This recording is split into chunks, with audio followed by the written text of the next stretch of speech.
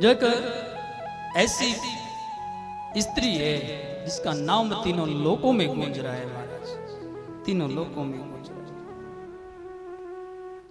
उनकी परीक्षा लेने के लिए भगवान शंकर, विष्णु और ब्रह्मा जी आ गए।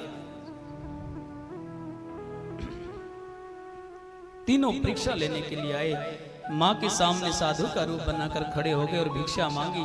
माँ भिक्षा देने लगी तो कहने लगे कि मैया हम भिक्षा ऐसे नहीं लेते, हम अगर हमें भिक्षा देनी है तो निवस्त्र होकर दो।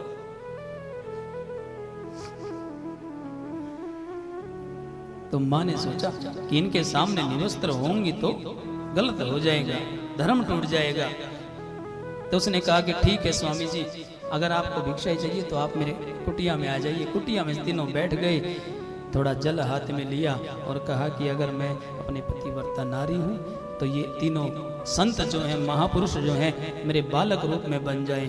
तीनों बालक रूप में बन गए और उनको निवस्त्र होकर दूध पिलाया है माता ने।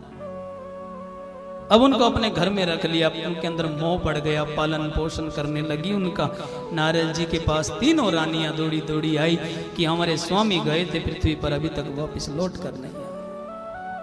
नारद जी कहने लगा मैया वो तो बाल रूप में खेल रहे हैं, वो कहाँ आएंगे, कभी बड़े होंगे तो आ जाएंगे, अभी तो बाल रूप में ही है। तो तीनों रानियां, महारानी, ब्रह्मा, लक्ष्मी और माता पार्वती तीनों पृथ्वी पर आई। क्षमा मांगी है मैया से, कहते हैं हमें आपकी परीक्षा ले रहे थे, हमसे भूल हो गई, हमारे पतियों को हमें लौटा दो। तीनों को वापस उसी रूप में अपनी आशीर्वाद से, अपनी शक्ति से, और तीनों ने प्रसन्न होकर वर मांगने को कहा। तो माँ ने कहा अगर आप वर देना चाहते हैं तो आप में मेरा मोह पड़ गया है बाल रूप में, तीनों मेरे घर में इसी प्रकार बालक के रूप में आए। तो तीनों एक एक अंश, तीन पुत्र पैदा हुए हैं माता अनसुईयात्री के घर में। भोलेनाथ के अंश से दुर्वासा ऋषि पैदा हुए, ब्रह्मा जी के अंश से चंद्रमा पैदा हुए, और भगवान विष्णु के अंश से दत्तात्रेय पैदा हुए। तीन संतान, तीन पुत्र